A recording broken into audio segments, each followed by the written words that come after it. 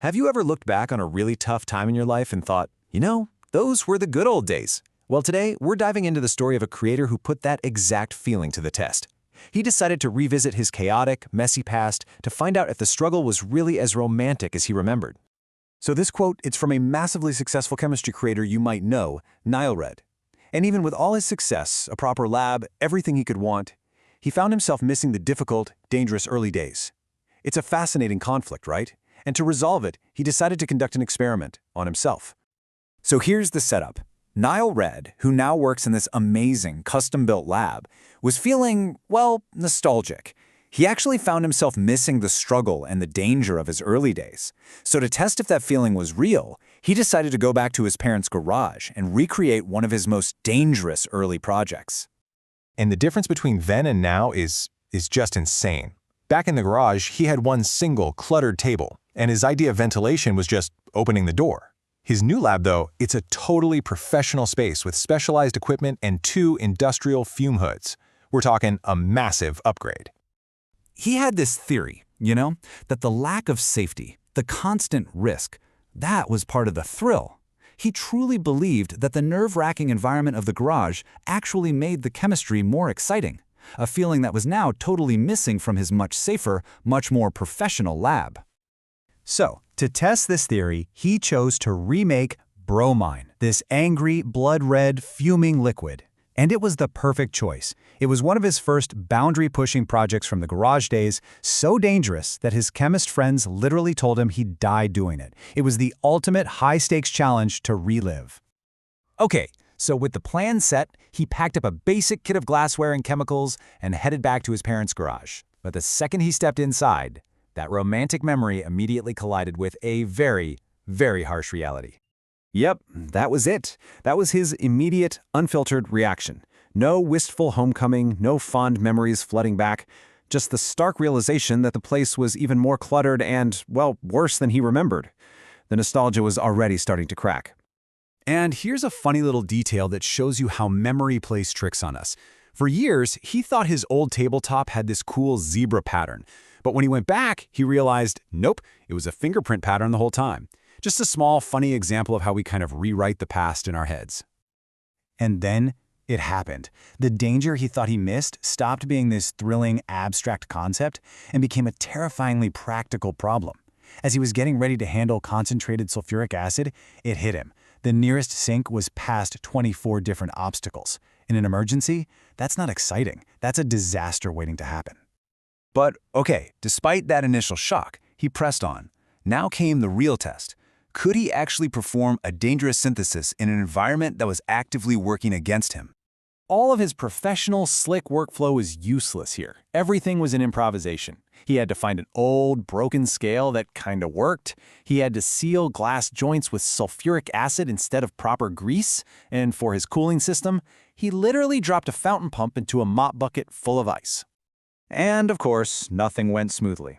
The original water pump from his very first bromine video, which he brought along for authenticity, turned out to be broken. It was like a perfect little metaphor for the unreliability he'd completely forgotten about, forcing him to swap it out on the fly. It was just one frustration after another. The main reaction, the distillation, took a staggering 7 hours. As the mixture slowly turned from yellow to this deep blood red, he had a lot of time to just wait. So he used that time to ask his parents something he'd never asked before. What did they think about all this back in the day? And his mom's answer was just perfectly deadpan. He asked her, "Did you ever have fears that there'd be a disaster, like an explosion?" And she just goes, "No, I had fears that we might get all getting poisoned, slowly." She said she trusted him, but also figured if something went wrong, then we'd all die. It's just this darkly funny look at the very real risks he was taking in their house. After 7 long hours, the distillation was finally done. But that excitement and danger he was looking for? It was only just beginning. Because the most hazardous part of this entire process wasn't making the bromine, it was cleaning it up.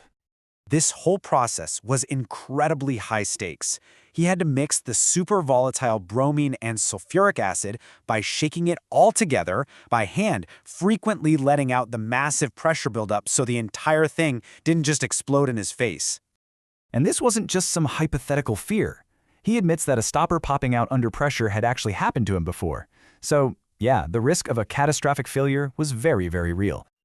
So for the final step, he had to tame the beast. Bromine is so reactive, it'll eat its way out of almost any container. So the only way you can store it is to permanently seal it in glass. This meant carefully draining it into a test tube and then using a blowtorch to melt the glass shut, trapping that angry red liquid inside for good. And with the bromine safely sealed away, the experiment was over. But the most important part was just beginning, the reflection. Did he find that excitement he was missing? Was the danger really what made it fun? You know, he went back to that garage, chasing a feeling, right? A romanticized memory of high-stakes excitement. But after reliving the harsh reality of it all, the answer to this question became painfully crystal clear. The final nail in the coffin for his nostalgia wasn't some dramatic chemical spill or explosion. It was the cleanup. Having to deal with all that hazardous waste in a cluttered garage brought back a flood of genuinely bad memories, the unglamorous, frustrating reality that he had just conveniently forgotten. And this whole experience, it perfectly captures what you could call the nostalgia problem. It's this thing our brains do where we selectively remember the triumphs, the highlights, while quietly deleting all the frustrations and the anxiety that were actually central to the whole experience. So his big revelation was this. He had completely misidentified the source of his joy. The excitement he remembered wasn't because of the danger, it was in spite of it. His passion was for the science itself. The danger, it wasn't a feature, it was a bug. It was a bug that actually took away from his ability to enjoy the thing he loved. And that leaves us with one last thought, right? Nile Red's experiment was all about chemistry, but its conclusion is universal. It really forces us to ask ourselves, what parts of our own pasts, our first jobs, our old apartments, or early struggles, what parts do we look back on with a fondness that conveniently forgets just how difficult it all really was?